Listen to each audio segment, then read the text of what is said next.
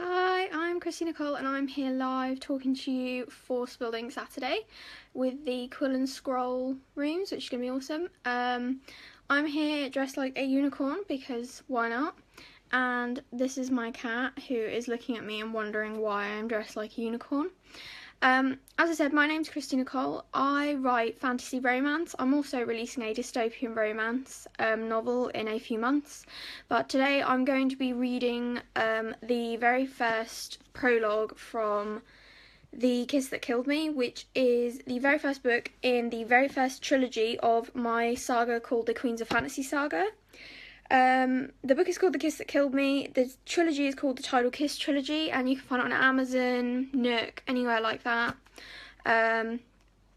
So yeah, I'm going to read you the prologue, and then you can ask questions or whatever. My book, this trilogy is about mermaids, so if you like fantasy, romance or paranormal romance, and you're kind of a bit over vampires and werewolves as much as we love them, this might be for you because it's a bit different from kind of the normal paranormal romance, if that makes sense. The normal paranormal, yeah. So I'm going to read you guys the prologue. It's quite long. But all my chapters are long. My books are long in general. My last book, the last book in this series, trilogy that came out in December, is 200,000 words. The first book is 164,000 and the middle book is 157,000. So if you don't like long reads with lots of detail, these books might not be for you, but the entire trilogy spans 500,000 words, so my chapters are long. My chapters are normally about 5,000 words. So anyway, I'm going to shut up and get on to reading for you guys, so you can kind of get an idea about what the story's about. The prologue for The Kiss That Killed Me is called The Exodus of Atargatis, and it is all about kind of like the law which governs the universe I'm writing about in the Queens of Fantasy Saga. So it's kind of an introduction to the mythology behind my stories. Okay, so prologue, The Exodus of Atargatis. On the higher planes, among the gods and goddesses of the sea, who constitute the rulers of the heavens, is where our tale begins. The god Poseidon and goddess Atargatis had a love unlike any other, but their relationship was not without flaws. Atargatis was curious to the point of angering her beloved Poseidon. She would sit, looking down upon the mortal world, feet dangling from dense clouds of magic, chin cupped in hand, lilac hair flowing in the salty breeze, observing man and wondering exactly what it was that made him tick.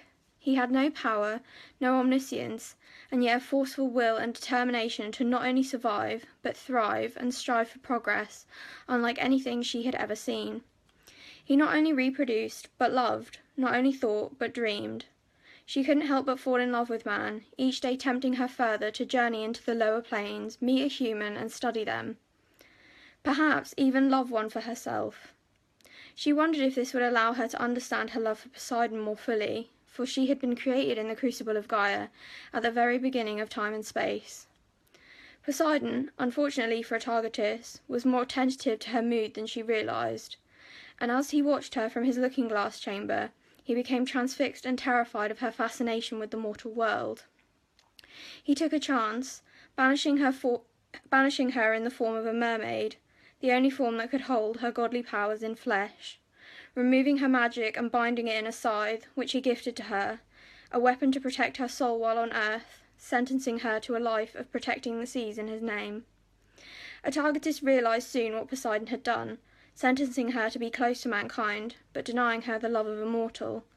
Her half-fish form prevented her from walking among them, trapping her within a watery prison. She took the scythe, and with it cast the seas into tumult, riding the waves and drowning an entire city, a city known to us now as Atlantis. Regardless of her desperation and growing guilt, Atargatis refused to beg Poseidon to restore her omniscient form. She vowed to protect mankind and their progress from invasion by the sea, and the demons it allowed to walk among them.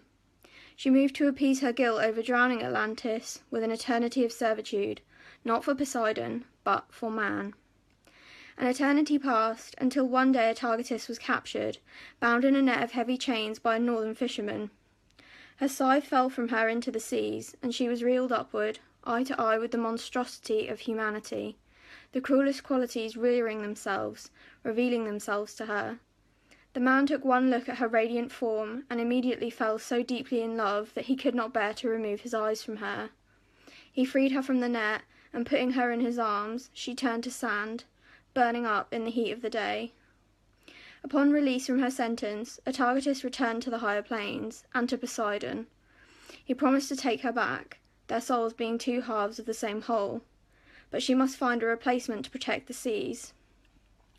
Her magic had weakened the walls between dimensions, allowing great evil passage into the mortal world, leaving the lower planes open to invasion by even more powerful demons.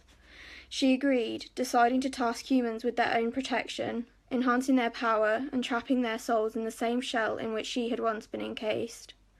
However, Atargatis gave a reward for the men's servitude to the gods, the gift she had been deprived. She blessed them, allowing them to walk on land among their own kind for 3 nights a month, when the moon was full. So that's the end of the prologue for The Kiss That Killed Me. And you can see, like, that my books are kind of like steeped in traditional mythology, which has been twisted to my own ends.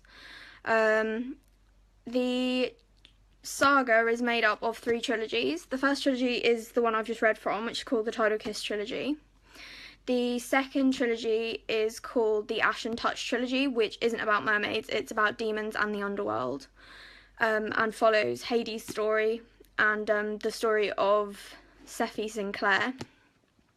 The third trilogy is called the Ethereal Embrace trilogy, which is all to do with dragons, angels, unicorns, and anything that kind of way mystical that can fly. And that's to do with Zeus and Hera's story. So what will happen once those 3 trilogies are finished is that the basically the series finishes in a 10th book, which don't have a name yet. And that 10th book has all 3 worlds and all 3 sets of characters from all 3 trilogies coming together for one final kind of storyline, which is going to be really, really fun to write. A character, like a reader favourite, character-wise, from the Tidal Kiss trilogy is Azure, she's not a mermaid, she was, but she gets turned into a siren, which are the dark mer. And she is having her own spin-off novel, which is coming out at the end of this year, which is going to be called Vexed. And also the main character, Callie Pierce, her parents and their story of how they met, that's coming out in a short story, which is going to be released in the summer, which is called Waiting for Gideon. So that's going to be really fun. I could read more. I didn't think the prologue was quite as short as that. I mean, it's quite long, but it's kind of detached as well from the main story, because I don't want to give too much away. But basically, a quick summary, without giving away too many spoilers. The Kiss That Killed Me is all about Callie Pierce, who is a young girl who meets this guy at a beach party she's out with her friends. She lives in San Diego.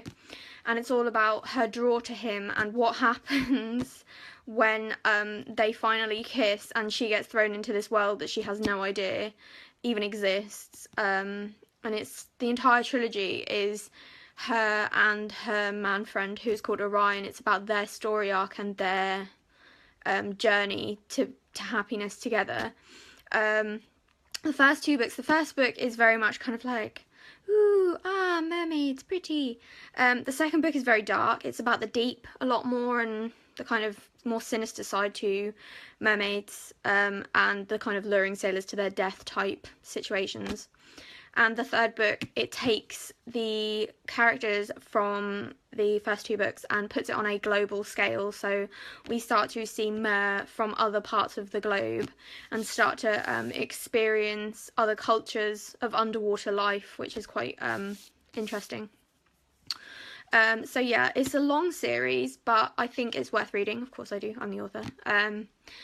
And I really do think that it was worth putting so many words in it together, because with this kind of environment when you're trying to write something and you're trying to create it from scratch, which is, for me in this, it's a world underwater.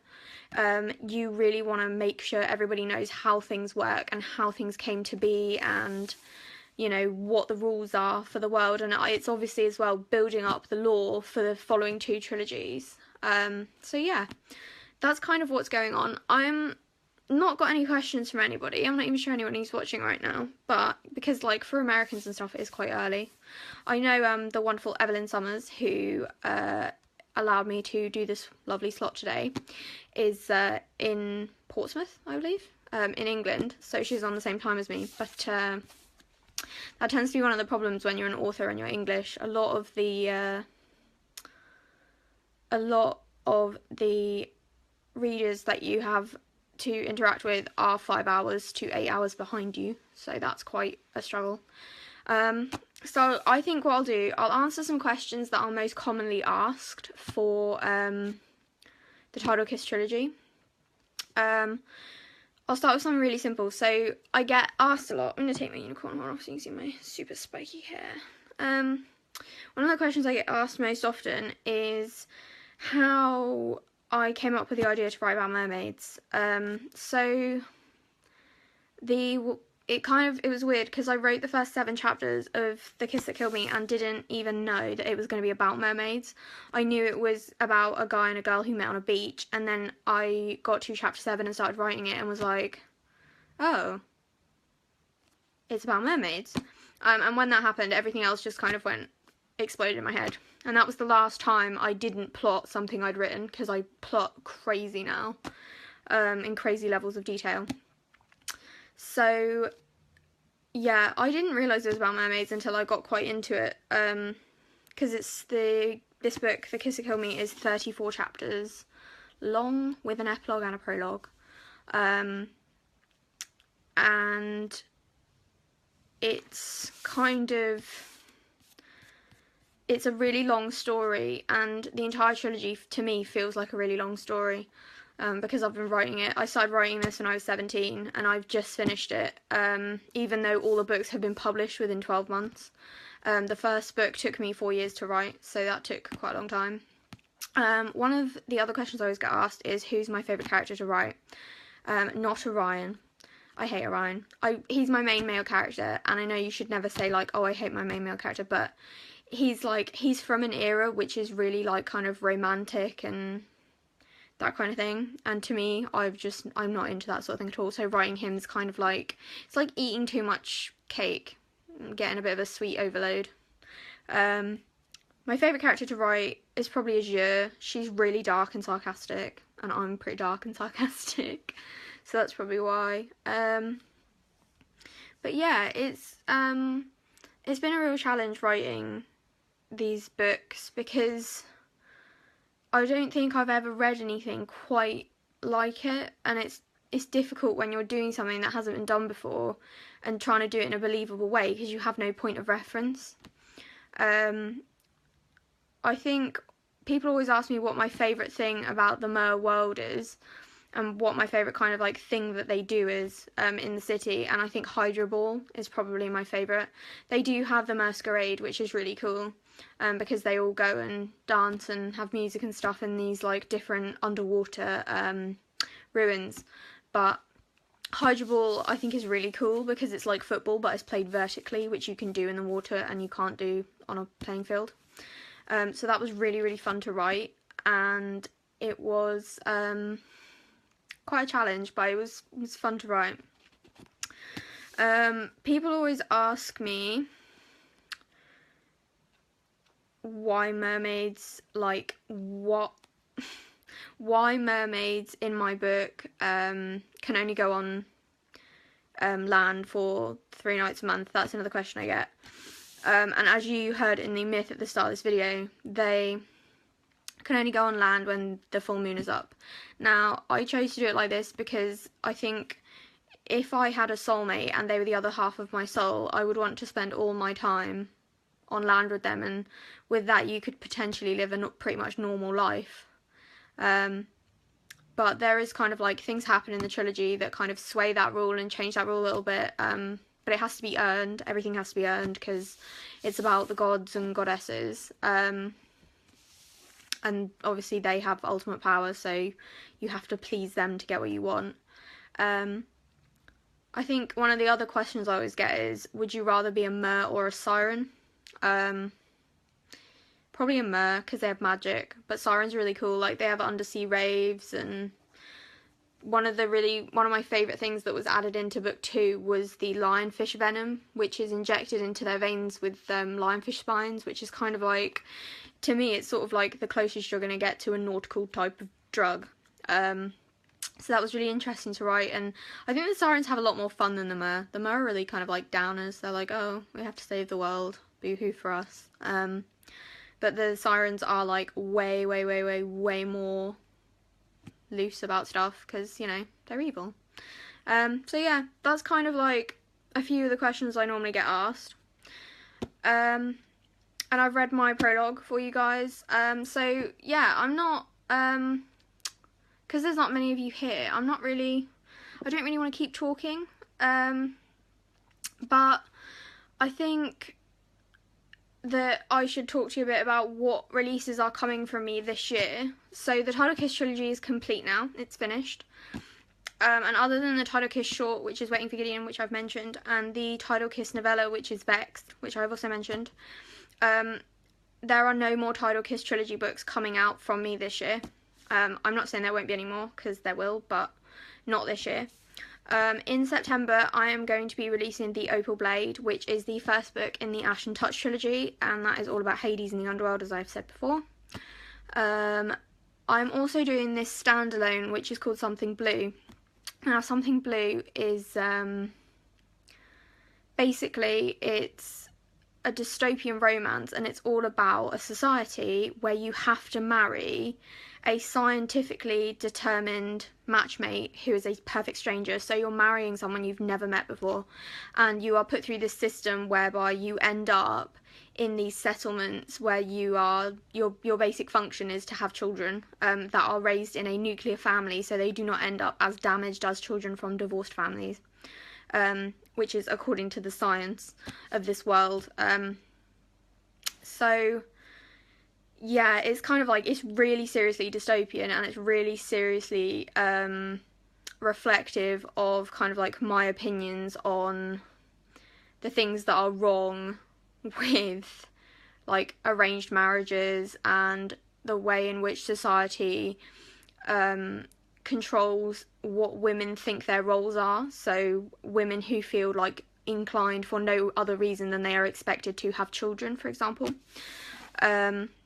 So yeah, that's going to be really exciting, and you can pre-order that from tomorrow. It's going up at pre-order for pre-order at only 99 cents, but it will be going up in price as soon as the release day arrives. So that's the April the 1st. So if you would like to check out some of my work, because the Tidal Kiss trilogy books are, because they are so long, they are on the steep side money-wise. An ebook of the Tidal Kiss trilogy is $4.99, and the paperbacks are $15.99, because they are huge books. I mean, you can see it compared to my head. It's like, it's giant. They're enormous. And they are at least pretty much 450 pages each. And the newest one is nearly 600 pages.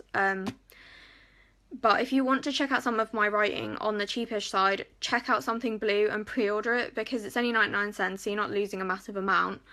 So if you don't like my style of writing, or you feel like I shouldn't be an author, then it don't really matter, because you've only lost 99 cents. And that might mean that you then go, okay, I'm willing to pay this much for her other books. So yeah, I'm being a unicorn and talking to you guys. Does anyone have any questions?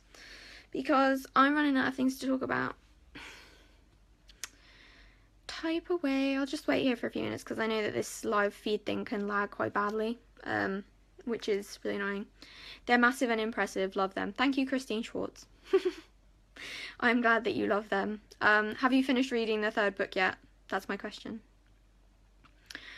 Because I haven't checked in with you in a while, even though I've been feeling so awful recently. I suffer with fibromyalgia, so I'm kind of like, every second I get spare in writing to make up for the fact that I'm like comatose a lot of the time.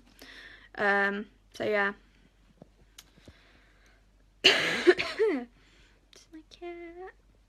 She looks so unimpressed at the fact I'm wearing a unicorn hood with a horn on it. Look at her face, she's like, what the fuck are you doing? Don't judge me. So yeah, still working on it. You wrote the never-ending book, it seems. Yeah, I did write the never-ending book. But someone said to me the other day, they were like, how can you justify charging what you charge, $4.99 for your books? They're really expensive. And I said, well, what I could have done, which if you'd have preferred, was write, because my book, you know, my books are what, my trilogy's 500,000 words, so I said, well, what I could have done was split it into 5 books and charged you more or less for each instalment, but it still would have ended up going to around the same amount. So I just decided to like put it out in trilogy and give people more quickly, but for a bit of a higher price. So that's why, basically. Yeah, she's angry, my cat. She's grumpy. Look at her face. She's just like, she's judging, look. Are you judging? Yeah. So anyway, this is Kristy Nicolle live for Spilled Ink Saturday. I hope that I haven't rambled on too much, and I really hope that you guys enjoyed listening to the prologue of The Kiss That Killed Me. If you have any questions, leave them in the comments and I will come back and answer them later, because it seems like a lot of people are probably asleep or out or at work right now. So yeah, thank you for having me, and I've really enjoyed coming and ranting to you about my books. Alright, okay, so bye!